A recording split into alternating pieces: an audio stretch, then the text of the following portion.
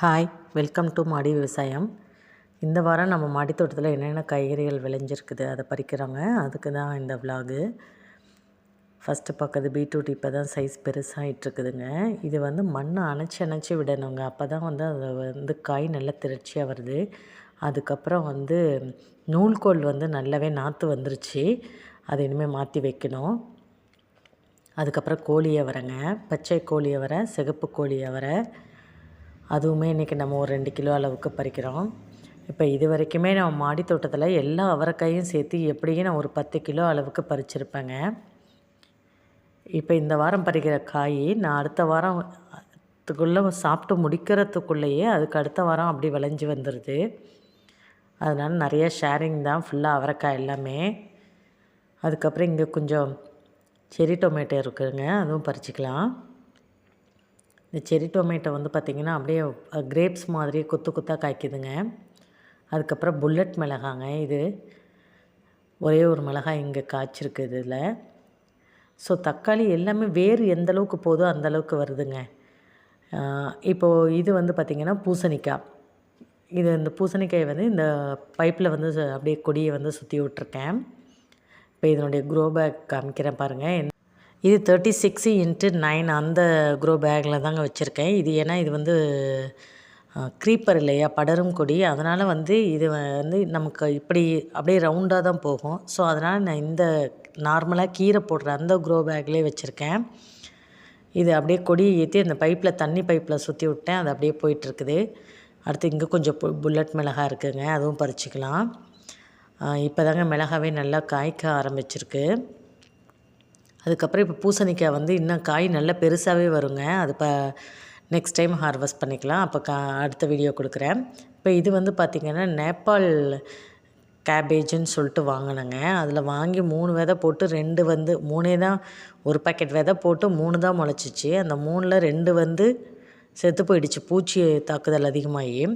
இது பார்த்திங்கன்னா இன்னொரு 20 லிட்டர் கேனில் வச்சுருக்கேன். ஆனால் இது காயே வைக்கலைங்க. ஆனால் அதுக்குள்ளே இது பூக்கள் வைக்க ஆரம்பிச்சிருச்சு பாருங்களேன். கொத்து கொத்தாக பூக்கள் வைக்குது. இந்த பூக்கள்லேருந்து விதையை சேகரிக்கலான்ட்டு வச்சுருக்கேன். ஆனால் இந்த விதையை சேகரித்து போட்டால் இது காய் வருமாங்கிறதும் தெரியலை. சரி வரட்டும், வர வரைக்கும் வரட்டும் அப்படின்னு சொல்லி வச்சுருக்கேங்க. அடுத்தது இங்கே கொஞ்சம் பியர் டொமேட்டோலாம் இருக்குது, அதுவும் பறிச்சிக்கலாங்க. அடுத்து இந்த பூசணிக்காய் பார்த்திங்கன்னா 3 பூ கிட்டத்தட்ட பெண் பூ கொட்டிருச்சுங்க. கொட்டிட்டு இப்போ 4வது பூ தான் காய் திரட்சியாக ஆரம்பிச்சிருக்கு.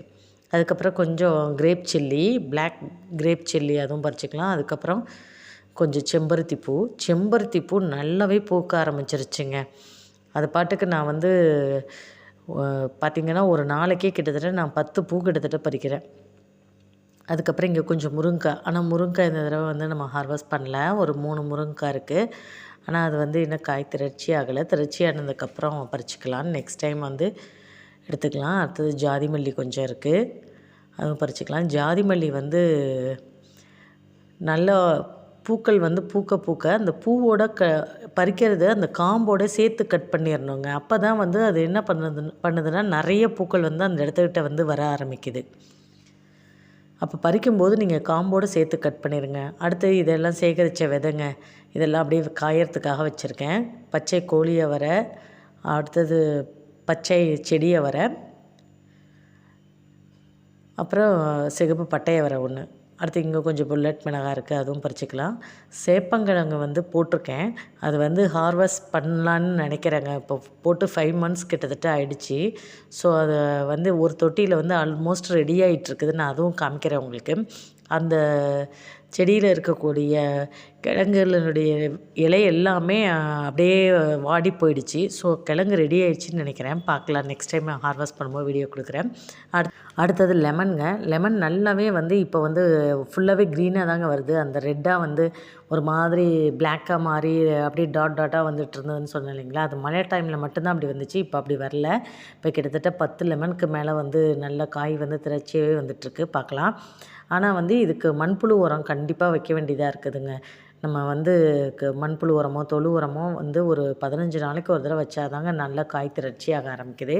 அடுத்தது காஷ்மீரி மிளகாய் நிறையா இருக்குது, அதுவும் பறிச்சிக்கலாங்க. அடுத்து இங்கே பாருங்கள், பட்டன் ரோஸு, டேபிள் ரோஸு பாட்டுக்கு நல்லா பூத்து குலுங்குதுங்க. இதுக்கு நடுவில் வச்சு விட்டேன். பட் நல்லா ஃபுல்லாக படர்ந்து கீழே வரைக்கும் போயிடுச்சு. அடுத்தது காலிஃப்ளவரு, முட்டைக்கோஸு எல்லாமே வச்சுருக்கேங்க. இப்போ தான் வந்து அந்த சென்டரில் இருக்கிறது ஃபார்ம் ஆக ஆரம்பிச்சிருக்கு. பாப்பா எப்படி இன்னும் 1 மாதம் ஆகும்னு நினைக்கிறேன் அது எல்லாம் ரெடி ஆகிறதுக்கு. அடுத்து இங்கெல்லாம் கொஞ்சம் செரி டொமேட்டோ இருக்குது, அப்படியே கொத்து கொத்தாக காய்ச்சிருக்கு, கிரேப்ஸு மாதிரி, அதுவும் பறிச்சுக்கலாங்க. அடுத்து பாருங்கள் நீட்ட சுரக்காய், நான் சொன்னேன் இல்லைங்களா 3 பிஞ்சு விட்டுருக்குன்னு, அதில் 1 வந்து நல்லா திரட்சி ஆகிடுச்சிங்க. ஆனால் நம்ம கொடுக்கக்கூடிய சத்து வந்து ஒரு காய் தாங்க ஒரு டைமில் வந்து பெருசாக ஆகிற அளவுக்கு அந்த சத்துக்கள் போகுது. அதுக்கப்புறம் இதை பறித்தா தான் இன்னொரு காய் பெருசாகுது. அப்படியே இல்லைன்னாலும் அந்த காய் வந்து என்ன பண்ணுது, அப்படியே வெம்பி போன மாதிரியும் ஆகிடுதுங்க சம்டைம்ஸு. அடுத்தது பாகற்காங்க, இப்போ தான் நிறைய பிஞ்சு விட்டுருக்கு, அதுவும் பறிச்சுக்கலாம். அடுத்து ஒரு பாகற்காய் இன்றைக்கி முத்தி நல்லா திரட்சியாகவே பறிக்கிற அளவுக்கு இருக்குது, அதுவும் இன்றைக்கி எடுத்துக்கலாங்க. அதுக்கப்புறம் வந்து இங்கே கொஞ்சம் பச்சை கோழியவரை, அதுக்கப்புறம் சிகப்பு கோழியவரை எல்லாம் நிறையா இருக்குது, அதுவும் பறிச்சுக்கலாங்க. ஆனால் வந்து இந்த காய் பறிச்சிட்ருக்கும்போது என்ன ஆகுதுன்னாங்க, இந்த ஒரு சில காய் வந்து திரட்சியாகி இருக்கு இல்லைங்களா, அதோட பூக்களும் இருக்குது. அதை காயை பறிக்கும்போது என்ன ஆகுதுன்னா அந்த பூக்கள் அப்படியே கீழே கொட்டிடுது. ஒரு பாகற்காய் இருக்குங்க, அதுவும் பறிச்சுக்கலாம் இன்றைக்கி. அடுத்தது இங்கே கொஞ்சம் நிறைய பிஞ்சு வச்சுருக்கு, இதெல்லாம் நெக்ஸ்ட் டைம் தான் வந்து பறிக்க முடியும். நெக்ஸ்ட் டைம் நம்ம வந்து பூசணிக்காய், அப்புறம் வந்து ஒரு சுரக்காய், நீட்ட சுரக்காய், அப்புறம் இந்த பாகற்காய் எல்லாமே நெக்ஸ்ட் டைம் ஹார்வெஸ்ட் பண்ணிக்கலாம். அடுத்து அதே மாதிரி கத்திரிக்காய்ங்க, நிறைய பிளாக் பியூட்டி கத்திரிக்காய் வச்சுருக்குது, நீட்ட பிளாக் பியூட்டி கத்திரிக்காய்ங்க, இது குண்டு கிடையாது. இதுவுமே நெக்ஸ்ட் டைம் இது இன்னும் நல்லா பெருசாக வரும். ஸோ இது நெக்ஸ்ட் டைம் பறிச்சிக்கலாங்க. அடுத்தது இங்கே பாருங்கள் கேப்சிகம் நல்லாவே பூ வச்சு ஃபார்ம் ஆகுது. இது பச்சை மிளகாயா இல்லை வந்து கேப்சிகமான்னு தெரியலை. ஆனால் நான் கேப்சிகம் விதை தான் போட்டேன், அதனுடைய நாற்று தான் வந்துச்சு. இது பெருசாக வரும்போது தாங்க தெரியும் இது என்னதுன்னு சொல்லிட்டு. அடுத்தது இன்னொன்று காமிக்கிறேன் பாருங்கள், கரும்பு வச்சோம் இல்லைங்களா நம்ம லாஸ்ட் டைமு வீடியோவில், லாஸ்ட் 2 வீக்ஸ் முன்னாடி நம்ம வச்சோம். அதில் ஒன்று முளைப்பு வந்திருந்ததுன்னு சொன்னேன் இல்லைங்களா, அதுலேயே வைக்கிறதுக்கு முன்னாடியே முளைப்பு வந்திருந்தது. இப்போ அந்த முளைப்பு பாருங்கள் அப்படியே பெருசாக ஆரம்பிச்சிருச்சு. ஸோ உள்ளே வந்து வேர் ஃபார்ம் ஆக ஆரம்பிச்சிருச்சுன்னு நினைக்கிறேன் கரும்பு. ஸோ கரும்புன்னு நல்லாவே வருது. 4 புல் போட்டோம், அதில் 1 தாங்க முளைச்சி நல்லா வந்துக்கிட்டு இருக்குது, பார்க்கலாம். அடுத்து இதெல்லாம் வந்து புடலங்காங்க, இது வந்து பச்சை வரி புடலை, அப்புறம் பாம்பு புடலை, இது 2டைய விதையும் போட்டாங்க. இதுலேயும் காய் வந்தால் தான் தெரியும் அது பாம்பு புடலையா இல்லை பச்சை வரி புடலையான்னு. அதுக்கப்புறம் இங்கே கொஞ்சம் பட்டையவரை இருக்குது, பச்சையும் பர்பிளும் கலந்த பட்டையவரை, அதுவும் பறிச்சுக்கலாம். ஆனால் இதில் ஹார்வெஸ்ட் வந்து கம்மியாக ஆரம்பிச்சிருச்சுங்க. ஸோ சத்து பத்தலைன்னு நினைக்கிறேன்.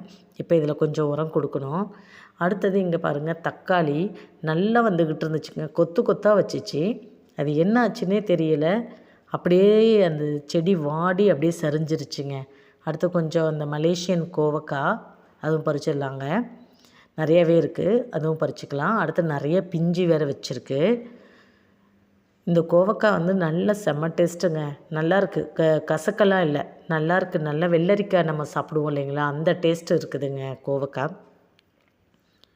அடுத்தது வந்து இந்த முருங்கைக்கண்ணுங்க, இதில் வந்து எப்படி பிஞ்சு வச்சு நீட்டாக எவ்வளோ பெரிய முருங்கைக்காய் தொங்குதுன்னு பாருங்களேன். ஆனால் இந்த முருங்கை வந்து 2 பிஞ்சு 3 4ன்னு வந்து வச்சுருக்குதுங்க. ஆனால் இதில் இந்த தண்டு துளைப்பான் புழு மிகப்பெரிய புழுங்க, அது வந்து இந்த மரத்தையே காலி பண்ணிடுச்சிங்க. காமிக்கிறேன் பாருங்கள், டெய்லியும் வந்து பார்த்துட்ருக்கேங்க, இந்த ஒரே நாள்லேயே இந்த வேலையை இது பண்ணிடுச்சுங்க. இது எப்படி ஆச்சுன்னு எனக்கும் தெரியல. இந்த புழு வந்து எப்படி இதுக்குள்ளே வந்துச்சு, இந்த தண்டு துளைப்பான் புழு என்னென்னு கிட்டத்தட்ட இது 8 மந்த்ஸாக நான் வளர்த்து வரேங்க இந்த முருங்கை கன்று. இது விதை போட்டு யாழ்ப்பாணம் முருங்கைன்னு சொல்லிட்டு விதை வாங்கி விதை போட்டு விதையிலேருந்து முளைச்சி வந்த இதுங்க. இதில் அவ்வளோ கீரை வந்துச்சு, கீரை பறித்து சமைச்சு சாப்பிட்டேன்.